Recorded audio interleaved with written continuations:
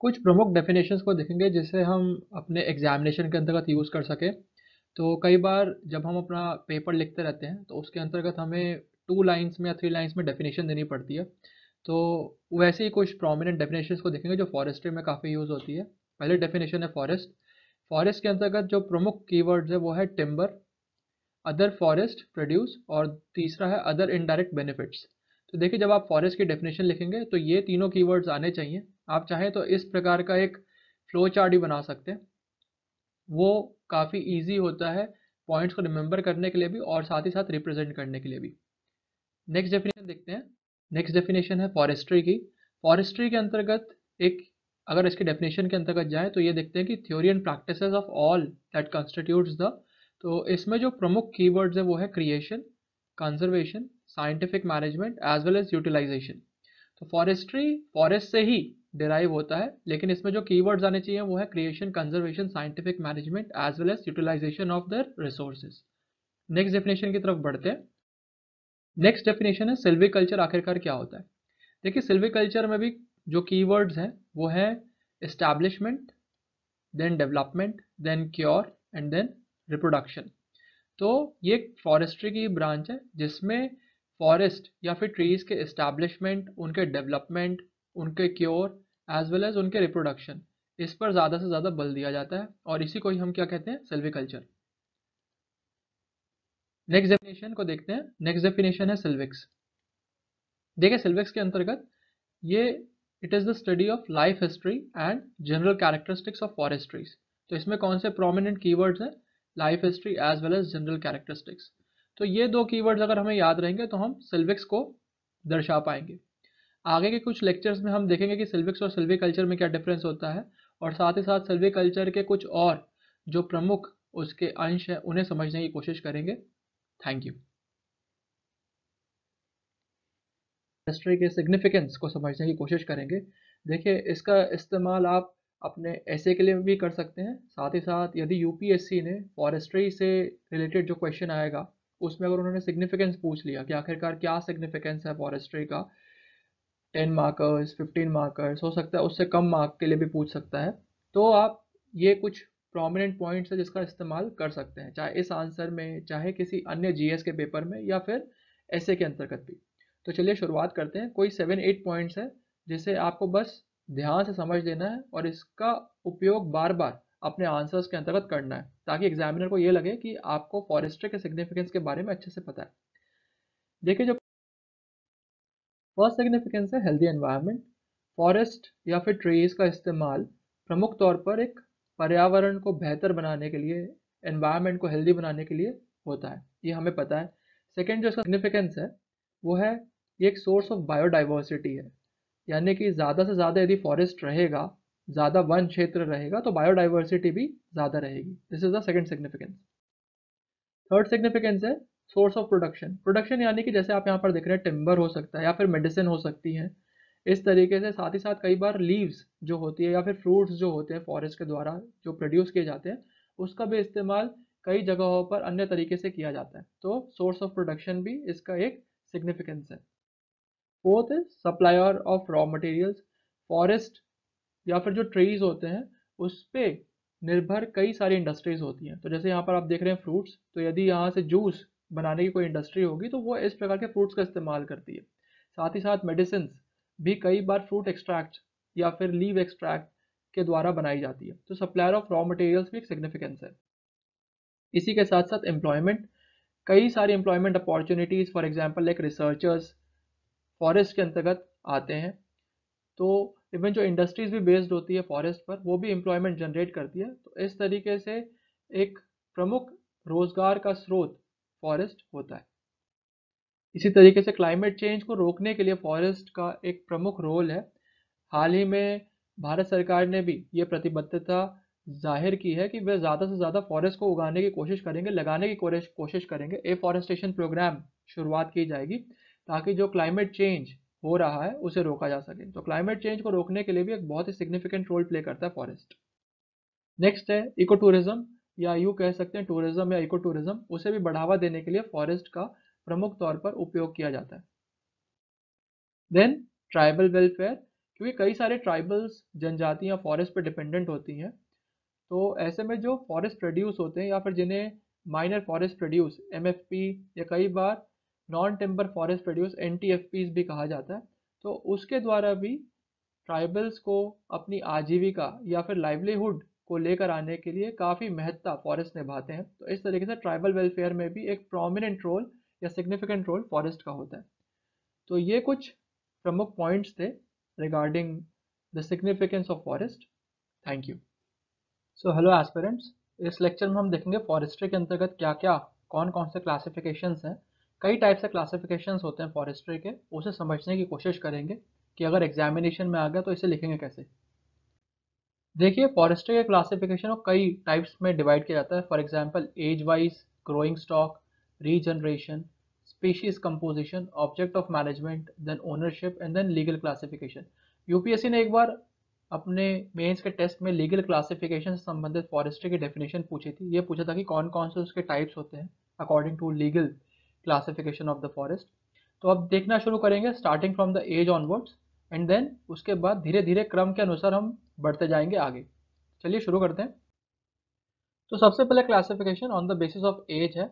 As के अनुसार classification के अंतर्गत दो टाइप्स में डिवाइड किया जाता है फॉरेस्ट को। Firstly even age, secondly uneven age. Even age का मतलब है ऐसे फॉरेस्ट जिसके अंतर्गत जितने भी ट्रीज हैं वो सारे के सारे एक ही एज के होंगे। फॉर एग्जाम्पल, इस पिक्चर के अंतर्गत या इस इमेज के अंतर्गत जो फॉरेस्ट डिस्क्राइब किया गया वो इवन एज फॉरेस्ट है। यहाँ पर सभी के सभी ट्रीज की एज इक्वलेंट या इक्वली होगी, अर्थात अगर एक ट्री की एज 10 ईयर्स है तो बाकी सब ट्रीज की भी एज 10 ईयर्स ही होगी।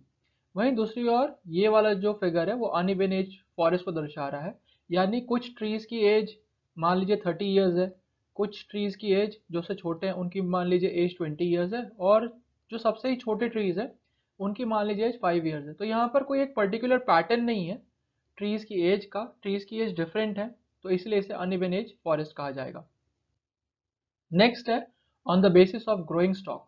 देखिए, जो ग्रोइंग स्टॉक है इसकी डेफिनेशन आप मैक्सिमम या बहुत ही डेप्थ में तब पढ़ेंगे जब फॉरेस्ट मेंसुरेशन या फिर मैनेजमेंट ऑफ फॉरेस्ट, जो कि आगे एडवांस चैप्टर है, जब वो शुरू होगा तब इसकी डेफिनेशन आप वहाँ पर बेहतर तरीके से पढ़ेंगे। अभी ये समझ लीजिए कि एक नॉर्मल फॉरेस्ट जो होता है उसमें ये तीन प्रोमिनेंट फीचर्स होते हैं या पिलर्स होते हैं: age gradation, growing stock and increment. तो ग्रोइंग स्टॉक के अनुसार यदि हमें फॉरेस्ट को डिस्क्राइब करना होता है तो पहला होता है नॉर्मल फॉरेस्ट और सेकंड होता है एबनॉर्मल फॉरेस्ट। नॉर्मल फॉरेस्ट मतलब ऐसे फॉरेस्ट जहाँ पर एज ग्रेडेशन, साथ ही साथ जो इंक्रीमेंट है और इवन ग्रोइंग स्टॉक, ये तीनों नॉर्मल कंडीशन में चलते रहते हैं। और एबनॉर्मल फॉरेस्ट वो होते हैं जो कि या तो इनका एज ग्रेडेशन ठीक नहीं होता है, या ग्रोइंग स्टॉक में कोई प्रॉब्लम्स है, या इंक्रीमेंट में कोई प्रॉब्लम्स है। तो ग्रोइंग स्टॉक के अंतर्गत हम इन्हें दो बेसिस पर डिवाइड करते हैं: normal forest as well as abnormal forest. Next है on the basis of regeneration, अर्थात किस तरीके से फॉरेस्ट की ग्रोथ हो रही है या फॉरेस्ट को बढ़ाया जा रहा है। तो पहला है हाई फॉरेस्ट, सेकंड कोपाइस। देखिए, हाई फॉरेस्ट वो फॉरेस्ट होते हैं जहां पर ट्रीज को किस तरीके से उगाया जाता है, with the help of seeds. यानी कि अगर सीड्स के द्वारा ट्री पूरे के पूरे फॉरेस्ट की ग्रोथ हो रही है, रीजनरेशन हो रहा है उनका, तो उसे हम बोलते हैं हाई फॉरेस्ट। और सेकंड है कोपाइस। कोपाइस क्या होते हैं? मान लीजिए एक ट्री है जिसे उगाया गया है, जैसे यहाँ पर दिख रहा है। जब इस ट्री को काट दिया जाएगा तो ये जो होता है स्टम्प, उसे हम कोपाइस बोलते हैं। तो स्टम्प के अंतर्गत पर्टिकुलरली जब ग्रोथ होनी शुरू होती है, जैसे यहाँ पर दिख रहा है आपको ये ग्रोथ हो रही है, तो इसे ही माना जाता है कोपाइस है। और ये कोपाइसिंग के थ्रू जब एक फॉरेस्ट ग्रो करता है तो उसे हम बोलते हैं coppice forest. Next on the basis of species composition. देखिए, स्पीशीज कंपोजिशन के अंतर्गत दो टाइप के फॉरेस्ट होते हैं: pure forest and mixed forest. जैसे नाम से समझ में आ रहा है, प्योर फॉरेस्ट ऐसे फॉरेस्ट होंगे जहाँ पर एक ही टाइप की स्पीशीज आपको मिलेगी पूरी तरीके से फॉरेस्ट के अंतर्गत। फॉर एग्जाम्पल, यदि आप जब हिल स्टेशन जाते हैं माउंटेन रीजन्स के अंतर्गत, तो वहाँ पर आपको प्रमुख तौर पर सेड्रस देवदारा या फिर पाइनस जेराल्डियाना या फिर सैलिक्स अल्बा, ये प्रकार के फॉरेस्ट आपको पूरी तरीके से जंगल के अंतर्गत दिखेंगे। सारे के सारे ट्रीज इसी कंपोजिशन के, इसी स्पीशीज के प्राप्त होते हुए नजर आते हैं, तो उन्हें हम प्योर फॉरेस्ट बोलते हैं। मिक्स फॉरेस्ट के अंतर्गत जब कई सारे डिफरेंट स्पीशीज आपको एक फॉरेस्ट में मिलते हैं, फॉर एग्जांपल यहीं पर आपको सेड्रस देवदारा भी मिल जाए, यहीं पर साथ ही साथ कोई दूसरा स्पीशीज मिल जाए, फॉर एग्जांपल पाइनस वालीचियाना, और साथ ही साथ कहीं आपने देखा तो सैलिक्स अल्बा भी लगा हुआ है, तो वो जब एक ही फॉरेस्ट के अंतर्गत आपको ये सारे कंपोजिशन मिलते हैं स्पीशीज के, तो उसे हम क्या बोलते हैं, mixed forest. On the basis of management, on the basis of management के अंतर्गत ये प्रमुख टाइप्स हैं: production forest, protection forest, fuel forest, farm forest and recreational forest. नाम से समझ में आ रहा है कि इनका ऑब्जेक्टिव क्या है। फॉर एग्जांपल यदि प्रोडक्शन फॉरेस्ट है तो इंडस्ट्री की नीड को पूरा करने के लिए, साथ ही साथ प्रोटेक्शन फॉरेस्ट तो प्रमुख ऑब्जेक्टिव है, मेन ऑब्जेक्टिव है प्रोटेक्शन पर्पस के लिए, बायोडाइवर्सिटी को बढ़ावा देने के लिए। फ्यूल फॉरेस्ट के अंतर्गत यहाँ का मेन ऑब्जेक्टिव होता है जो ट्रीज़ के थ्रू हमें फ्यूल प्राप्त होते हैं, तो उसे ज़्यादा से ज़्यादा बढ़ावा देने के लिए जो फॉरेस्ट उगाए जाते हैं। देन साथ ही साथ फार्म फॉरेस्ट्री, यानी कि फार्म के इर्द गिर्द आपको जो फॉरेस्ट दिखेंगे उसे हम बोलते हैं फार्म फॉरेस्ट। इसी तरीके से रिक्रिएशनल फॉरेस्ट, यानी कि रिक्रिएशनल पर्पजेज़ के लिए, इको टूरिज्म पर्पजेज़ के लिए जो फॉरेस्ट को बढ़ावा दिया जाता है उसे रिक्रिएशनल फॉरेस्ट बोलते हैं। Then on the basis of ownership, ownership के अंतर्गत state forest, private forest, community forest, panchayat forest.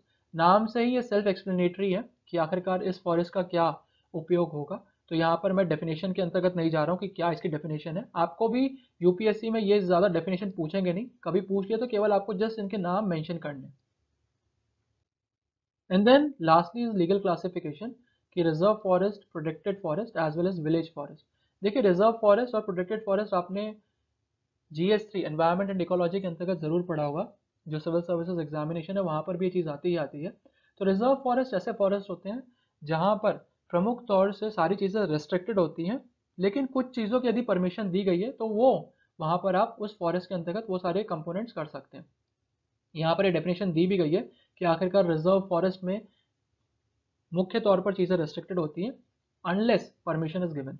तो वहीं पर प्रोटेक्टेड फॉरेस्ट ऐसे फॉरेस्ट होते हैं जहाँ पर सारी चीज़ें, for example like recreational activity, इसी तरीके से फार्मिंग, और साथ ही साथ अगर जो भी ब्रांचेज हैं, ट्विग्स हैं, उन्हें कलेक्ट करना है तो उसकी परमिशन रहती है अनलेस इट इज़ रेस्ट्रिक्टेड। तो ये डेफिनेशन है, इसे ज़रूर देख लीजिएगा यहाँ से। विलेज फॉरेस्ट वही फॉरेस्ट होते हैं जो विलेज में उगाए जाते हैं, विलेजेस के द्वारा उगाए जाते हैं, तो ऐसे फॉरेस्ट को हम लोग क्या बोलते हैं, विलेज फॉरेस्ट। तो ये प्रमुख तौर से क्लासिफिकेशंस हैं फॉरेस्ट के, क्या क्या डिफरेंट टाइप्स होते हैं। Thank you. हेलो एस्पिरेंट्स, आज हम लोग फॉरेस्ट्री के अंतर्गत क्रोनोलॉजी ऑफ इंडियन फॉरेस्ट्री को समझने की कोशिश करेंगे। देखिए यदि आप बुक जो कि मणिकंदन बुक है उसके अंतर्गत देखेंगे तो उसमें जो चैप्टर नंबर 0 है उसमें ये वाला टॉपिक आता है, क्रोनोलॉजी ऑफ इंडियन फॉरेस्ट्री। तो क्रोनोलॉजी के अंतर्गत मणिकंदन की बुक में आपको लगभग 2 या 3 पेज में क्रोनोलॉजी समझाई गई है। काफ़ी सारे डेटा, फैक्ट्स उसके अंतर्गत दिए गए हैं, तो सब चीज़ें याद करने की उसमें ज़रूरत नहीं है, याद कुछ भी करने की ज़रूरत नहीं है।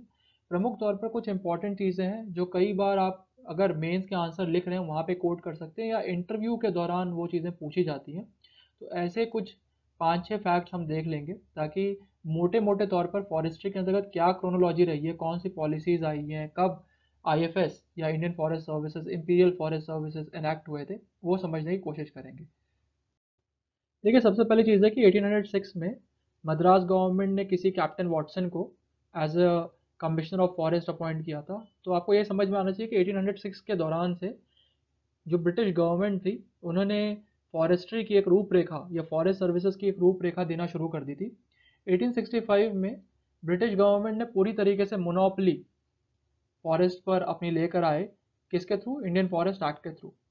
1865 में ही इम्पीरियल फॉरेस्ट सर्विसेज स्टार्ट हुई। तो इम्पीरियल फॉरेस्ट सर्विसेज जो आज आप IFS के नाम से जानते हैं, इंडियन फॉरेस्ट सर्विसेज, तो उसकी शुरुआत 1865 में हुई थी।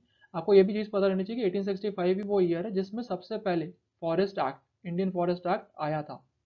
ठीक है, तो ये चीज़ कई बार इंटरव्यू के अंतर्गत वो पूछते हैं कि फर्स्ट इंडियन फॉरेस्ट एक्ट किस ईयर में इनैक्ट हुआ था, तो आपको पता रहना चाहिए कि इट्स 1865।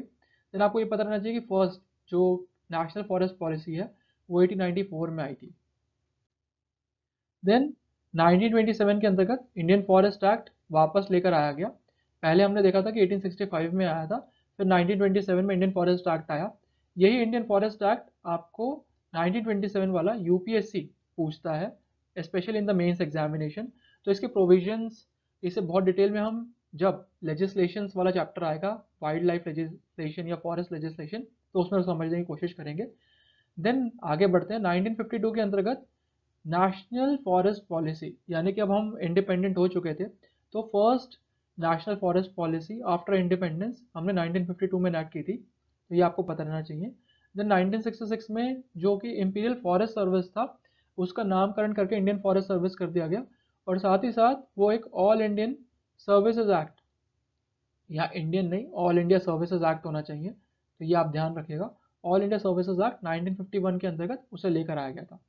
1972 में वाइल्ड लाइफ प्रोटेक्शन एक्ट आया, ये हम सबको पता है, अगर आपने GS3 पढ़ा होगा इन्वायरमेंट एंड इकोलॉजी के अंतर्गत, ये बहुत ही फेमस एक्ट है, wild life protection act 1972। And then 1988 के अंतर्गत नेशनल फॉरेस्ट पॉलिसी, जो करंट में फॉरेस्ट पॉलिसी चल रही है आपकी, वो ये 1988 वाली फॉरेस्ट पॉलिसी है, तो वो लेकर आई गई थी। तो ये कुछ प्रोमिनेंट प्रोविजंस हैं, प्रोमिनेंट डेट्स हैं जो आपको पता रहनी चाहिए अगर आप फॉरेस्ट्री को ठीक तरीके से पढ़ने की कोशिश कर रहे हैं तो। Thank you.